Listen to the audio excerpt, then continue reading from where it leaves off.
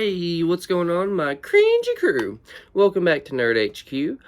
Today we're going to be talking about WandaVision episode 5. Um, just to warn you guys, there is spoilers in this video, so if you guys are not interested in any spoilers, please do click off the video. Hi. Hi. My fiance just got home.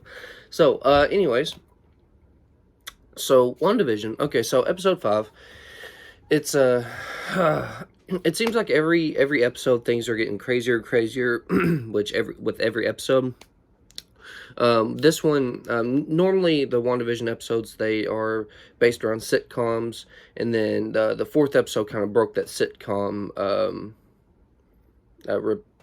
repeat pretty much.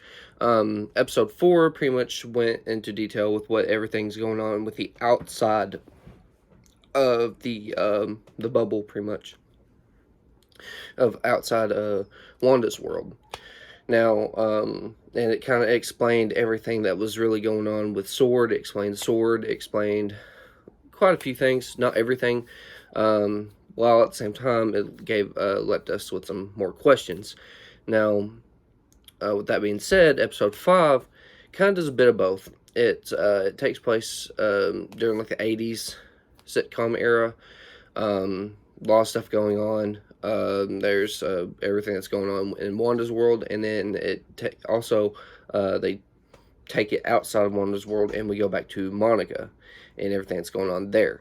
Now, with everything that's going on between these two places, there's a lot that's going on. So, with Wanda, she's dealing with her kids, and it kind of opens up with like her kids kind of growing up really fast, because at last time we left off with them just being babies. Well, they come back in this episode being babies, and Wanda and Vision are having some trouble trying to put them to sleep. Well, Wanda tries using her magic, doesn't work. She doesn't have full control over she doesn't actually have full control of everything that's in this hex, is pretty much what Darcy's calling it, because the perimeter of the Wanda's reality is in the shape of a hexagon or whatever. So it's called a hex, which is kind of a callback to the Scarlet Witch comics, because her magic in the comics is called hex magic, or hex powers. Now, her powers aren't working on her kids, kind of like in the same way. Well, they don't really explain it and go into full detail with it in this, but in the comics, the reason why she can't really, her magic or hex magic can't really control her kids is because they're shards of Mephisto. So they're Wanda's kids, but they're kind of Mephisto's as well, because it's really confusing. But in the comics, the kids are also they're pretty much shards of Mephisto. So they're pieces of Mephisto that came to be because of Wanda, and she pretty much gave birth to them. But they don't go in like full detail about that in the show. They haven't really explained exactly why or how she had the kids. She just has them. Now, naturally, when they're struggling with something in the show, Agnes shows up randomly and pops up over. And she comes over and she calls herself Auntie Agnes to the kids. She comes over, tries to help Wanda and Vision with trying to put them to sleep. But then, like, it got really weird, because, like, she was about to ask if, like, she asked if she could hold the kids, but then, like, Vision kind of, like, freaked out and was, like, acting like he wanted her to, like, it was okay for her to hold the kids, and then he was like, no, don't, actually, on second thought, don't hold the kids. And it kind of, like, it, like, threw Agnes off. I guess she wasn't really expecting that, but, like, she just paused and was, like, kind of just looking around, like, awkwardly, as if she was on, like, a movie or a TV set, and she broke character, and she was asking Wanda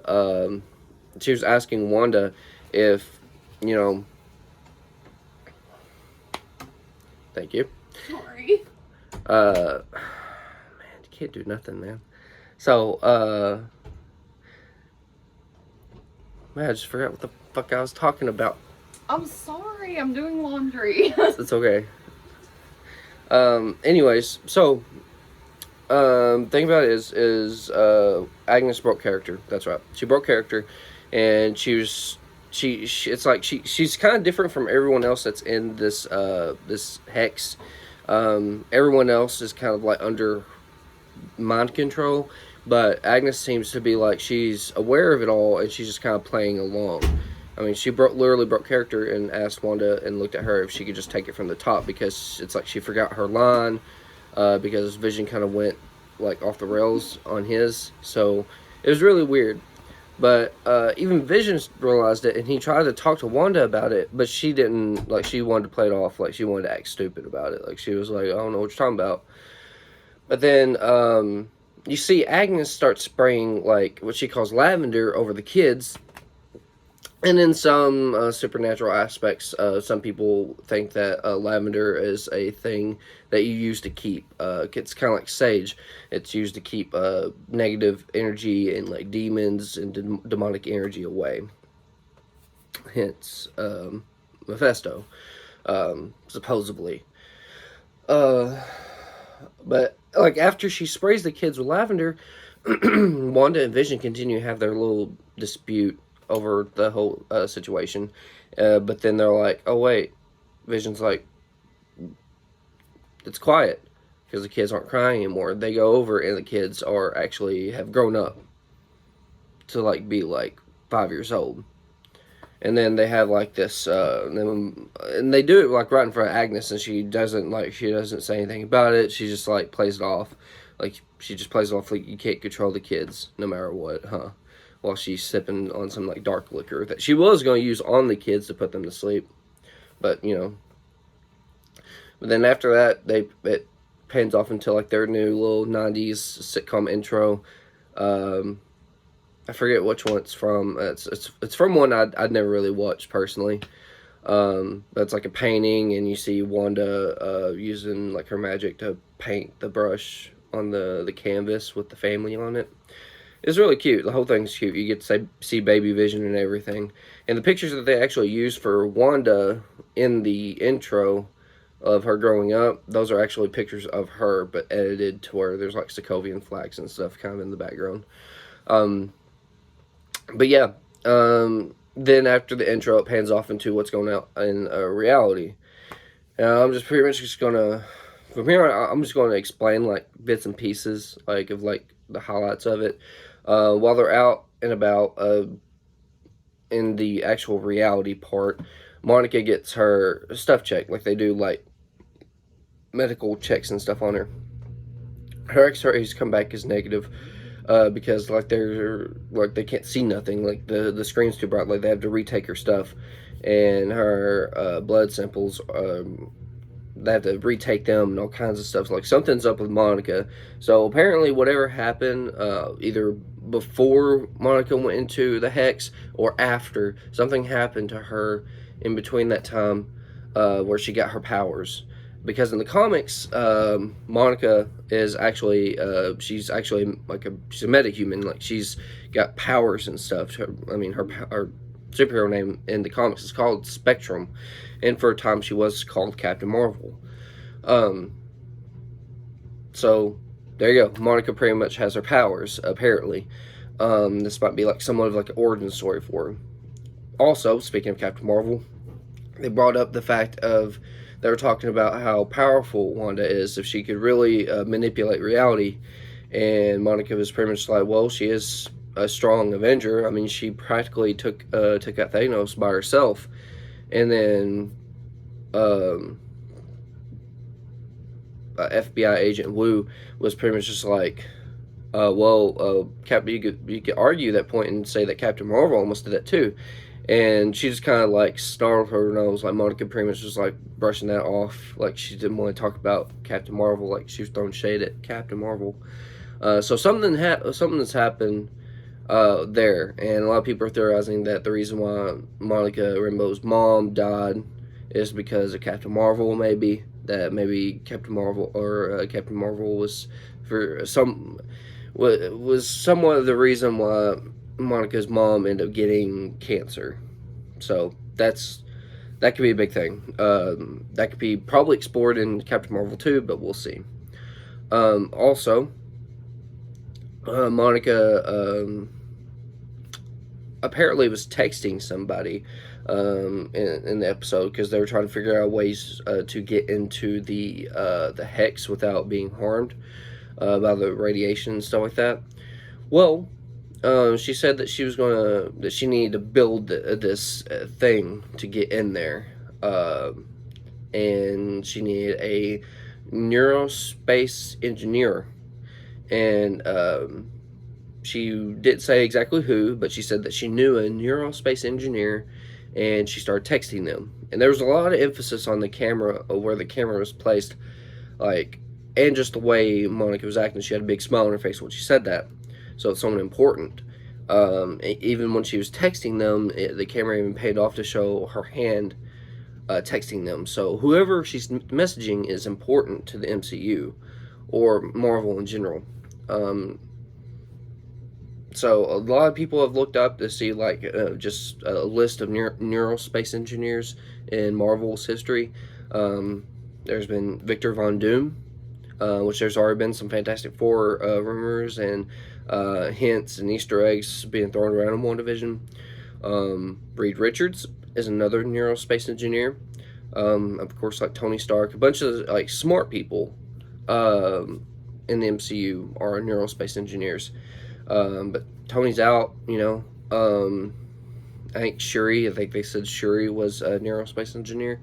But the more likely ones that, if they're important to the MCU, it's going to be either Reed Richards or Victor Von Doom. And if I'm a betting man, I would say that Reed Richards would be the one that shows up as the neurospace engineer for Monica. But we'll see. That's still to be determined.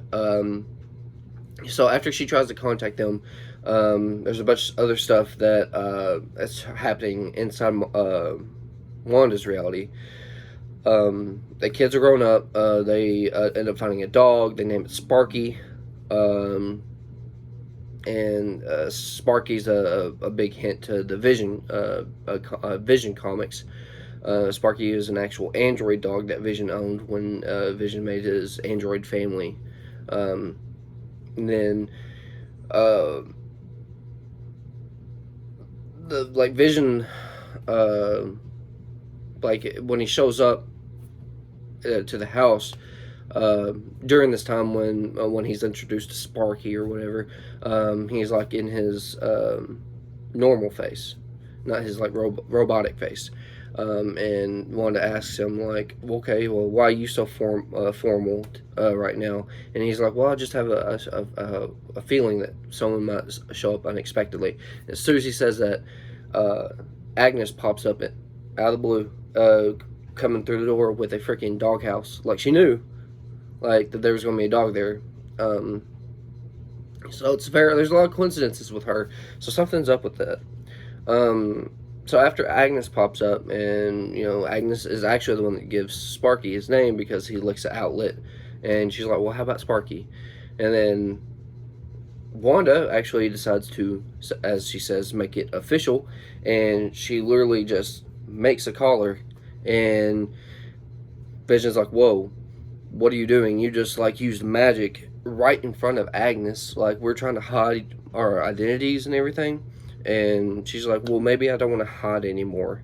And she's like, Agnes practically saw our kids like shoot up to 5 like that. So she's kind of, been around the block, So Vision's just like, usually we're, one of the same mind, and we're just like, we're not, seeing eye to eye right now. And the kids, naturally, they interrupt because like Vision's like trying to figure out what's going on, because he even asks her right before the kids interrupt the dispute between them two. He like, even Vision started to ask her like, what's going on here? Like, this isn't right, And then the kids interrupt, and they're like, can we keep them? And Vision and Wanda's like, you gotta wait till you're 10. As soon as, they say 10, the kids shoot up to 10 like that. Because Wanda can't control it. And yet again, Agnes is there, sees the whole thing go down, and acts like everything's normal. It's weird. After that, it just pans off back to that normal reality for a while. And they're doing more of their research and everything like that. They're trying to send in a drone. When they send in the drone, because with the drone that they sent in, they wanted to send in something that was part of that time era, so they sent in a drone that was made in the 80s. When they sent in the drone, Monica's the one that's flying it, and they find Wanda, and Wanda walks outside or whatever, because they hear, like, the dog starts barking at the door. Wanda steps outside, and Monica's, just trying to make contact with Wanda. And Monica's telling her, like, hey, we're just trying to help. What's going on? Can you explain to us, why this is happening? And Wanda just gets pissed. You see her eyes glow red on the monitors, and then everything goes black. Then, like, the alarms and stuff start going off at the headquarters outside of the Hex, and Wanda actually comes through. Now, this was a big scene, because once she comes through, she's in her normal Avengers attire. Everyone at the headquarters has their guns trained on her with their green lasers. And she just is pretty much just telling everybody, look, like, stay out of my home. This is your only warning. And she's got, like, her heavy Sokovian accent back. So she's, like, referring, like, she's backtracking. Like, she's backsliding to her, like, evil Ultron days, pretty much. Because she, like, straight up, like, tells him, like, if you come in, I'm gonna fuck you up. And when Monica shows up to try and, like, talk some sense into her and bring out the Wanda back, because she's showing a lot of Scarlet Witch right now. But Monica's, trying to bring Wanda to her senses, and she's like, look, I'm an ally. I know you, she's like, I know you threw me out, but you wouldn't have let me stayed as long as I did if I was really a threat. She's like, I gave birth to your, she's like, I helped you give birth to your children, you have to see that I'm an ally. Well, and Monica's like, what do you want? And Wanda's like, I have what I want. And no one's going to ever take it away from me ever again. So she's serious, and when she leaves, she uses her hex magic and turns around and flips it on the soldiers to get their guns trained on the director, which naturally, of course, the director turned out to be a dick. Who didn't see that coming? While this is all happening, Wanda ends up going back into the portal and everything, and she, like, puts up a red barrier, like, she, like, reinforces the hex bubble around the town. That way people just can't go in willy-nilly. After Wanda goes in, it hands off back to Vision and shows what Vision's going through. Vision's at work, and he's talking to Norm. Apparently at their job, they just got internet. It's the 80s, so they just got internet at their job. Well, Vision's going over to help Norm with his and show him how to use it, and all of a sudden there's, like, a broadcast or an email that comes up across the computer that's from Darcy, and, like, everyone in the workplaces just starts reading it, like, and pretty much chanting it all together. It's weird. It's a weird moment. And then Norm looks over at Vision and is like, "Can't you tell? It's not real. It's all a joke. None of this is real." Acting weird. And Vision is just like, he realizes, because in the email it said something about the Maximoff anomaly and that everyone's under control and all kinds of stuff. But Vision uses his powers and, like, places them on Norm's temple and kind of brings him out of it. And then real Norm comes out. That's not under Wanda's control. And Norm just starts freaking out. He's, like, looking for his phone. He needs to get in contact with his sister or his mom. or his dad, because his dad's sick and dying, and he needs to find out if he's okay and everything. Like, he's just freaking out, and he's just like, he's looking at Vision. He's like, she's in my head. She's in my head. It hurts so much.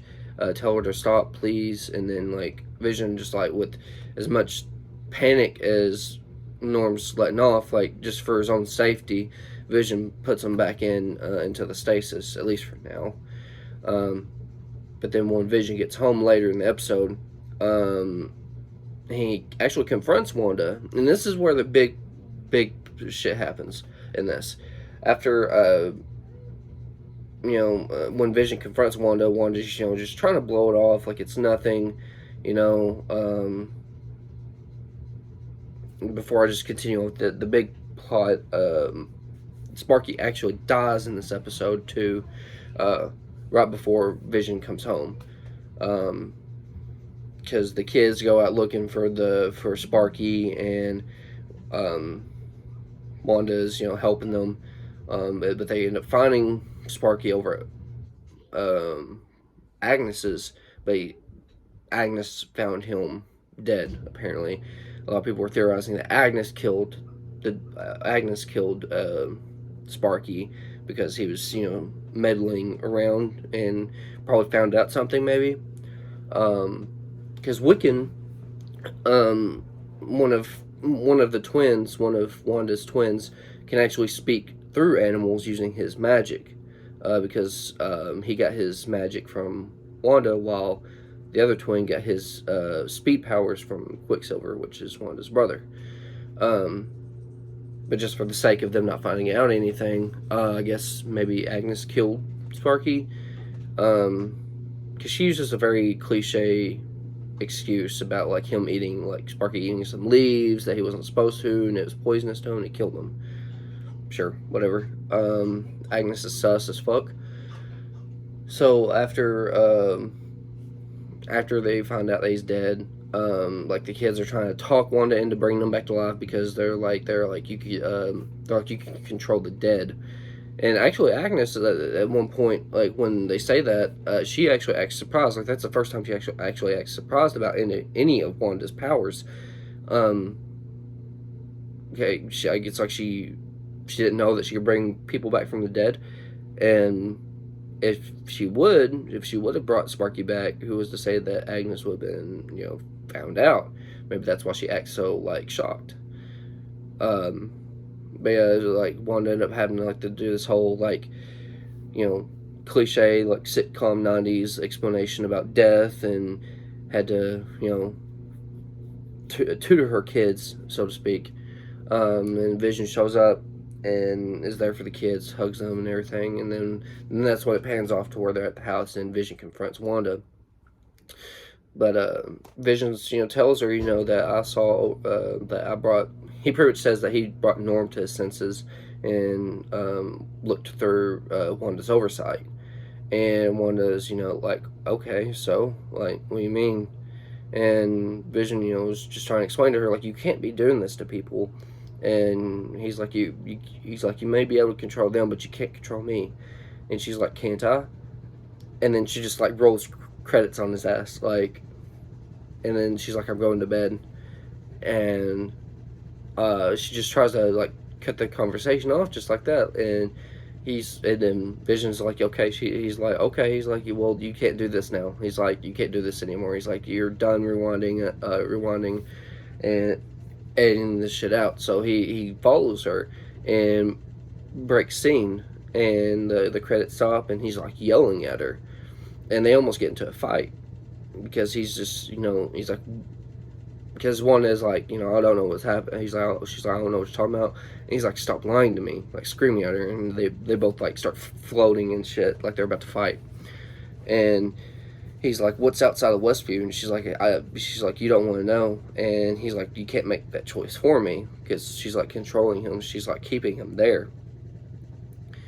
And she's like, you never talked to me like this before. And he's like, before what? He's like, I don't even know who I am. Like, he's actually like almost to the brink of tears, which is weird because he is an android, but he's so much more humanized now that he actually almost breaks down into tears, and he's just like, I'm scared. He's like, oh, and she's like, look, she's like, she's like, this is who you are. She's like, you're my husband and you're the father of our children. And he's like, speaking of children, he's like, where are all the children here? He's like, I walk to work every day, and he's like, I pass through by the playgrounds every day, and he's like, there's not a single child around. He's like, what's up with that? He's like, isn't that weird? And she's like, she just plays it off. She's like, oh, she's like, there is children vision. She's like, stop it. And he's like, what is going on here? And and she's like, do you really? This is a critical point too, by what she says. She's like, she says, I don't remember how this all started in the first place. Like, she don't remember exactly everything that happened up until this point. And she even says that, do you really expect, she's like, do you really believe that I'm in control of everyone? She's like, do you really think that I'm, sending people off to, like, their dentist appointments and making them walk their dogs and stuff like that? Which is a good point, because with everything that's going on in her life, is she really in control of everybody's life? Is she really controlling what everybody's doing? Maybe a few people, maybe people, maybe like Norm, maybe, but like everybody, like in the town, like that doesn't really make sense unless she really is that powerful, and and all of this is just subconsciously happening to her without her knowing about it. But then, right after she says that, Vision's, like, what's going on here is wrong. What you're doing here is wrong. And she just face palms, like she just don't know what to say anymore. And as soon as she does that, the doorbell rings, which is something. This is something. This moment right here is what kind of, if it's what a lot of people are saying is true, then this is a critical point in the MCU that is pretty much going to change everything forever. But she answers the door, and it's Quicksilver, because earlier in the episode, the boys were asking about her brother, because she was talking about how family is forever and how they're both going to be brothers forever, and they asked about her brother, and she said that that he was far away and that sometimes makes her sad, and that was at the point where the drone showed up in the episode. But she answers the door this time, and it's actually Quicksilver, but it's not Aaron Taylor Johnson's Quicksilver from the in the MCU. It's Evan Peters' Quicksilver from the X-Men movies of like Days of Future Past, X-Men Apocalypse, stuff like that, Dark Phoenix and stuff like that. Yeah. So the in most people's opinion, the better Quicksilver, because he had the most epic like slow-mo scenes and stuff and speed scenes. But yeah, he shows up, and it pans off into like the reality world, and Darcy's running over to her monitor to see what's going on, and she even sees Quicksilver, and she's like, holy shit. She's like, Wanda recast Pietro.